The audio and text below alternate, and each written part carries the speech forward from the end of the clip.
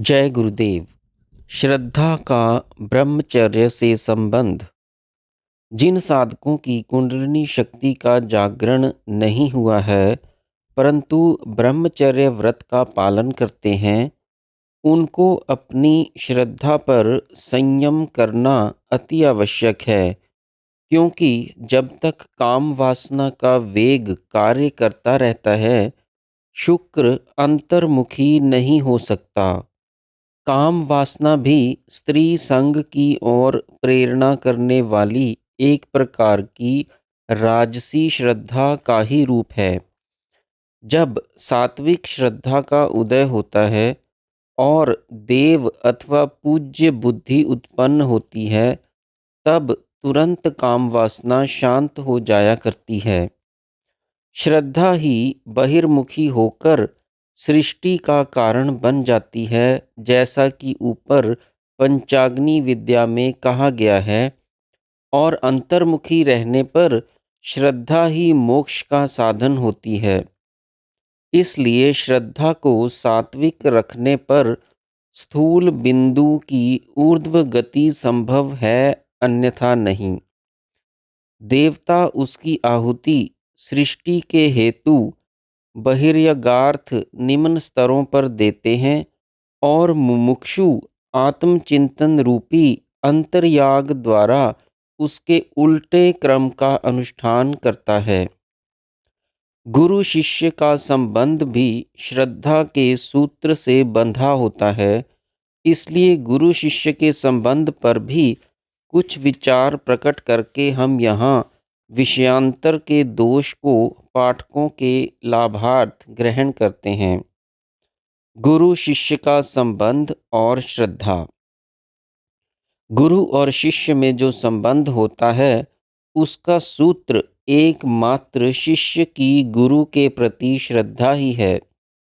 यदि शिष्य की श्रद्धा शिथिल हो जाए तो वह संबंध भी शिथिल हो जाता है।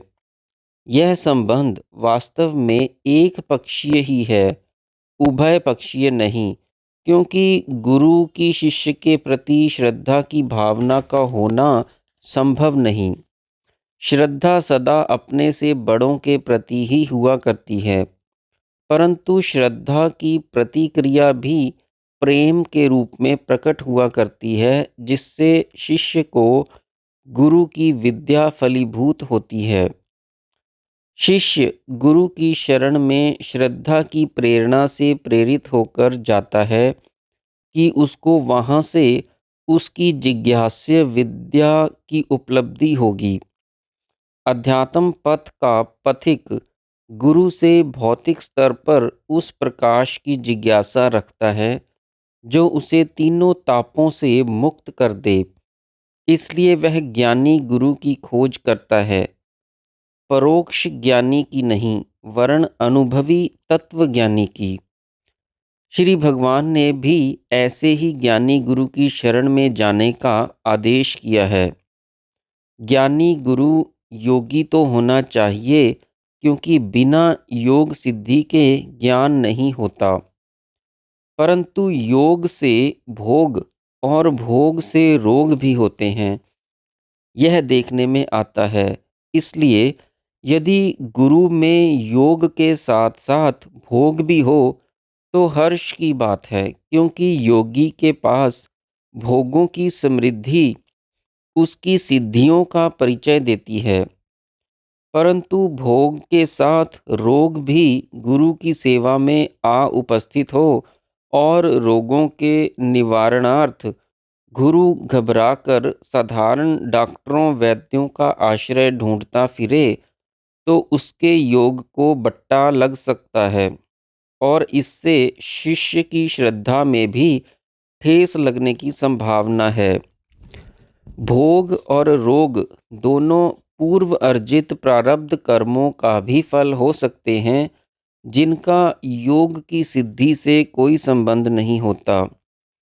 परंतु एक योगी और ज्ञानी महापुरुष से यह भी आशा की जाती है कि वह वीत राग होने के कारण भोगों में फंसेगा नहीं और योगज तथा प्रारब्ध दोनों प्रकार के भोगों को पास नहीं फटकने देगा।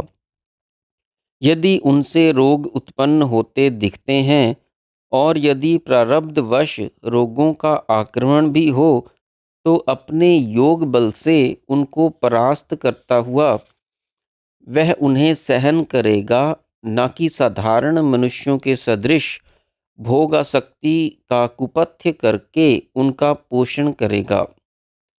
यदि किसी गुरु को भोगासक्त और रोगाक्रांत देखा जाए, तो स्वभावतः शिष्य की श्रद्धा भंग हो जाने में आश्चर्य नहीं, परंतु उसका दुष्परिणाम शिष्य के लिए उसके सर्वनाश का कारण बन जाता है। तैत्तिरीयोपनिषद की ब्रह्मानंद वल्ली के चतुर्थ अनुवाक में श्रद्धा को विज्ञानात्मक का शिर बताया गया है और योग को उसकी आत्मा। विज्ञानात्मा के रित और सत्य दोनों पक्ष हैं और महत उसी की प्रतिष्ठा पुच्छ है। शिर के कट जाने पर आत्मा शरीर को छोड़ देती है और शिर के विकार से दोनों हाथ निकम्मे अर्थात पक्षाघात के रोगी हो जाते हैं तथा प्रतिष्ठा भी नहीं रहती। अर्थात श्रद्धा की कमी होते ही उससे रोग, सत्य और रित तीनों ही विदा होने लगते हैं और महत का सहारा छूट जाता है। महत से आनंदमय सगुण ब्रह्म का ही यहाँ अभिप्राय है, क्योंकि साधक की प्रतिष्ठा उसी के आधार पर होती है, न कि लोक प्रतिष्ठा पर। विज्ञानमय कोश का आधार आनंदमय आत्मा ही है। उसे स्वयं परमात्मा का प्रतीक समझना चाहिए। जब विज्ञानात्मा ही ना रहे तो मनोमय, प्राणमय और अन्नमय की क्या दशा होगी, वह पाठकगण स्वयं समझ सकते हैं। जय गुरुदेव।